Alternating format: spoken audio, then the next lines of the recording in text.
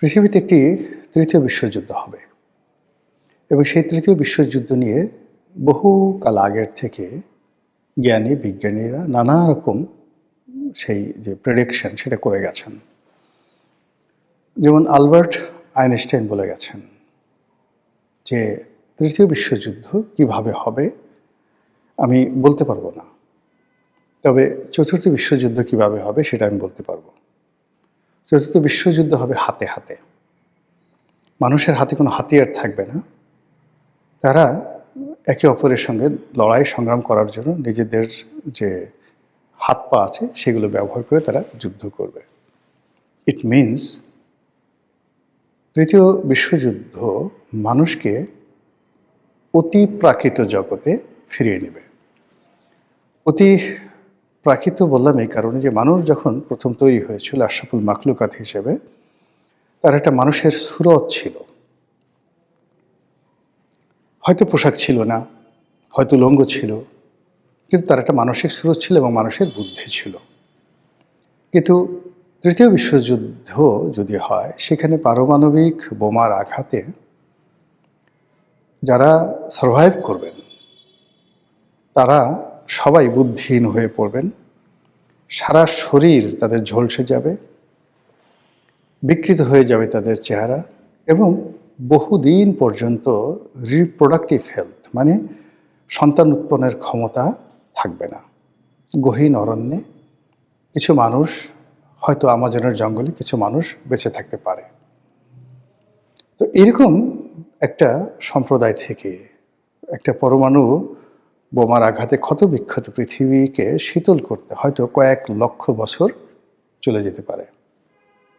আর সেই কয়েক লক্ষ বছর পরে যে নতুন একটা মানবের তৈরি হবে, তাদের চেহারা মানবের মতো থাকবে না, অমানুষের মতো হয়ে যাবে। তাদের চেহারা শিম্পাঞ্জির মতো হয়ে যাবে, বানরের মতো হয়ে যাবে, বন মানুষের মতো হয়ে যাবে।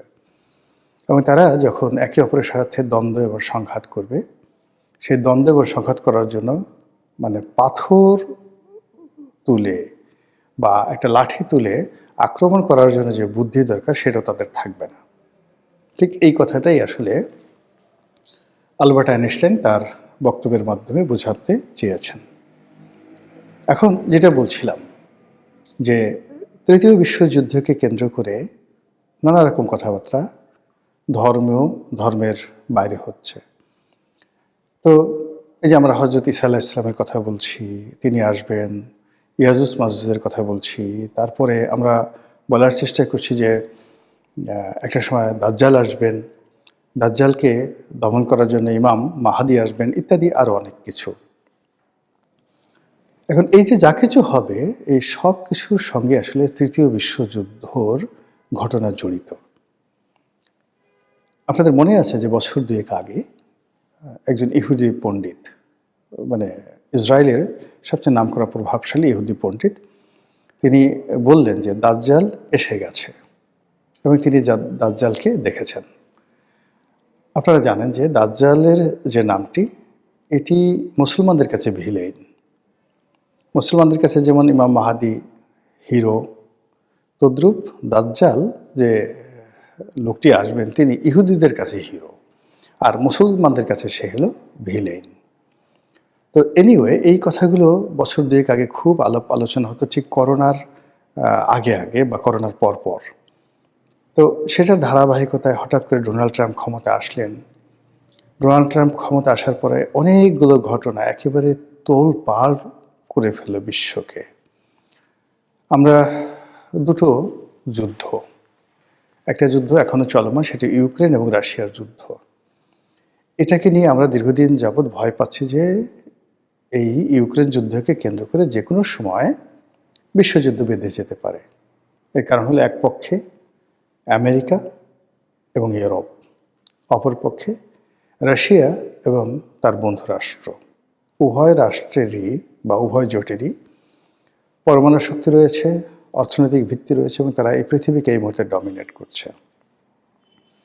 কাজেই তাদের মধ্যে যে দ্বন্দ্ব এবং সংঘাত, এটি পৃথিবীর ধ্বংস ডেকে নিয়ে আসবে। কিন্তু এই যুদ্ধটা না থামছে না চলছে, ফলে এটা মাথার উপরে এই মুহূর্তে আমাদের বোঝা হয়ে আছে। দ্বিতীয় আরেকটা যুদ্ধ হলো ইসরায়েল এবং ইরানের যুদ্ধ।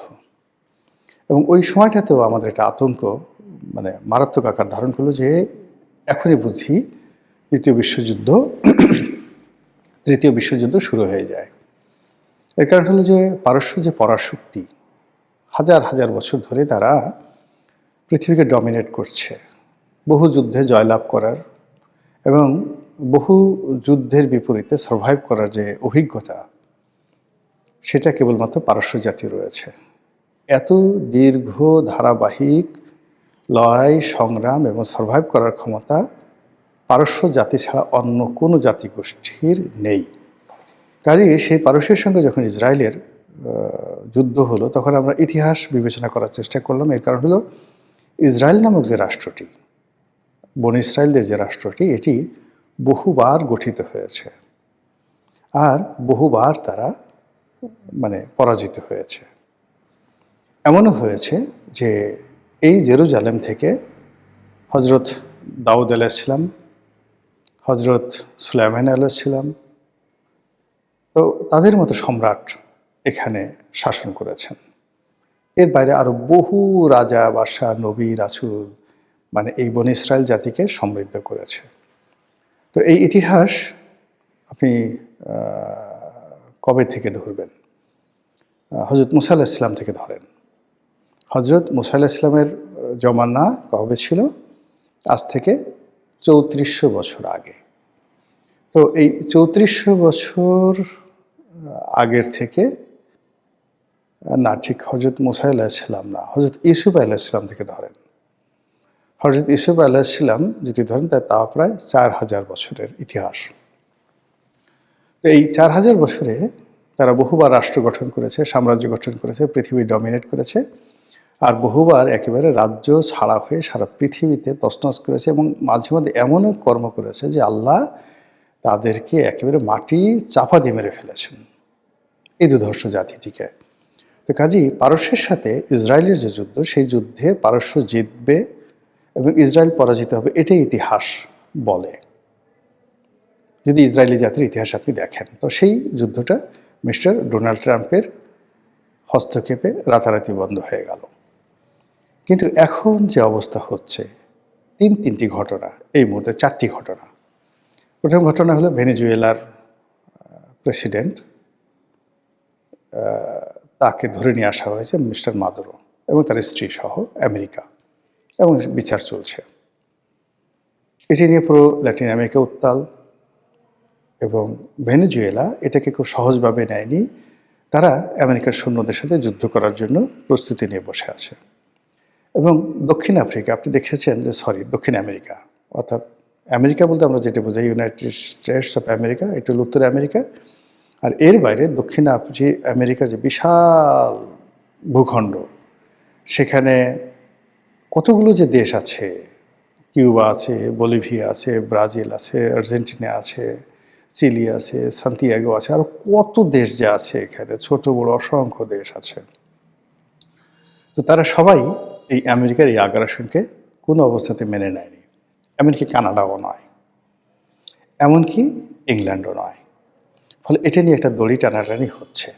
এটা শেষ হতে না হতেই মিস্টার ডোনাল্ড ট্রাম্প তিনি ইউরোপে অশান্তি তৈরি করার জন্য সেই একটা প্রস্তাব দিয়েছেন, এবং সেখানে তিনি একটা যুদ্ধ করতে চাচ্ছেন ডেনমার্কের সঙ্গে। ডেনমার্ক ছোট রাষ্ট্র, কিন্তু যেহেতু ন্যাটোভুক্ত রাষ্ট্র, ইউরোপের সকল রাষ্ট্র ডেনমার্কের পাশে দাঁড়াবে যদি আমেরিকা সেখানে আক্রমণ করে। ডেনমার্কের অধীনে থাকা একটি দ্বীপ, সেই গ্রিনল্যান্ড, সেই দ্বীপটি দখল করতে চাচ্ছে আমেরিকা। এর কারণ হলো এখানে অতি প্রাকৃত এবং বহু মূল্যবান দুষ্প্রাপ্য খনিজ সম্পদ গিজ গিজ করছে।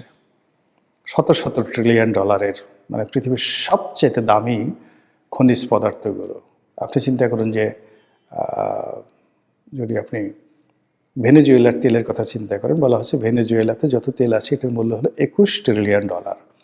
তো গ্রিনল্যান্ডে শত শত ট্রিলিয়ন ডলারের খনিজ সম্পদ আছে। এখন সেটা ডোনাল্ড ট্রাম্প দখল করে নেবে। এটা নিয়ে ইউরোপের সাথে গণ্ডগোল। এর বাইরে ভারতের সাথে সম্পর্ক নষ্ট করে ফেলেছে। মধ্যে একটি সম্পর্ক করার চেষ্টা করেছিল, সেই সম্পর্কটা নষ্ট করে ফেলেছে। ভারতের উপরে 500% ট্যাক্স আরোপ করেছে এবং নরেন্দ্র মোদীকে খোঁটা দিয়ে যে সকল কথাবার্তা মিস্টার ট্রাম্প বলেছেন, এটা রীতিমতো পাগলামো। এর বাইরে ইরানে এখন বিক্ষোভ চলছে, মারাত্মক বিক্ষোভ, এবং সেই বিক্ষোভকে কাজে লাগানোর জন্য মিস্টার ডোনাল্ড ট্রাম্প প্রায় প্রতিদিনই তিনি টুইট করছেন। তার সোশ্যাল মাধ্যম যেটা রয়েছেন, টুইট তো না, এটাকে বলে এক্স হ্যান্ডেল বলেন, সেখানে দিচ্ছেন। না, আর তার নিজেরই একটা সোশ্যাল মাধ্যম আছে, এটাকে বলে ট্রুথ কি যেন বলে আর কি। তো সেখানে তিনি প্রতিদিনই একটার পর একটা স্ট্যাটাস দিয়ে যাচ্ছেন। অন্যদিকে উত্তাল যে ইরান, সেই ইরানের এই রাজনৈতিক পরিস্থিতি ব্যবহার করে সেখানে আবার যুদ্ধ করার জন্য তিনি সর্বোচ্চ চেষ্টা চালাচ্ছেন। সত্য মিথ্যে জানি না, সামাজিক মাধ্যমে দেখেছি যে তার বড় বড় যুদ্ধ জাহাজগুলি ইতিমধ্যে পারস্য উপসাগরের কাছাকাছি চলে গেছে। তারপর আকাশপথে আক্রমণ করার জন্য বহু সংখ্যক বিমান সেই পারস্যের কাছাকাছি যে সকল মার্কিন বিমান ঘাঁটি রয়েছে সেখানে চলে গেছে। আর স্বপ্ন দেখছে আমেরিকা যে আয়াতুল্লাহ আলী খামেনি যিনি আছেন ধর্মীয় নেতা, তাকে মাদুরোর মতো ইরান থেকে ধরে এনে আমেরিকাতে বিচার করার। তো এই যে কাজগুলো মিস্টার ডোনাল্ড ট্রাম্প করছেন, এটা যদি সত্যিকার অর্থে তিনি বাস্তবায়ন করার চেষ্টা করেন, তাহলে এই যে আমরা যে ভয়ঙ্কর একটা তৃতীয় বিশ্বযুদ্ধ, এই তৃতীয় বিশ্বযুদ্ধের কবলে আমরা পড়তে যাচ্ছি। আর তৃতীয় বিশ্বযুদ্ধ সেটা ইউরোপে হোক, মধ্যপ্রাচ্যে হোক, পারস্যে হোক, শুরুটা যেখানে হোক না কেন, ওটার বায়ু বাংলাদেশে আসবেই। আপনাদের মনে আছে যে একবার চেরনোবিলে একটি পরমাণু যে বিদ্যুৎ কেন্দ্র, পরমাণু বিদ্যুৎ কেন্দ্র, সেটা দুর্ঘটনা ঘটেছিল। তার ফলে সে পুরো ইউরোপ সেই পরমাণু ছড়িয়ে পড়েছিল, এবং তাদের পুরো ইউরোপের যে খাদ্য সামগ্রী, সেগুলো আমাদের বাংলাদেশের জন্য আমরা যেগুলো আইটেম বিদেশ থেকে ইম্পোর্ট করি, সেগুলো মানে পরমাণু আক্রান্ত হয়ে পড়েছিল। তো এই যে এখন যে যুদ্ধ, সেই যুদ্ধ সেটা তৃতীয় বিশ্বযুদ্ধ হোক, ইউক্রেন যুদ্ধ হোক, ইসরায়েল ইরান যুদ্ধ হোক, ভেনেজুয়েলা আমেরিকা যুদ্ধ হোক, আমেরিকা ইরান যুদ্ধ হোক, আমরা এই যুদ্ধের মধ্যে অটোমেটিক্যালি জড়িয়ে পড়ব।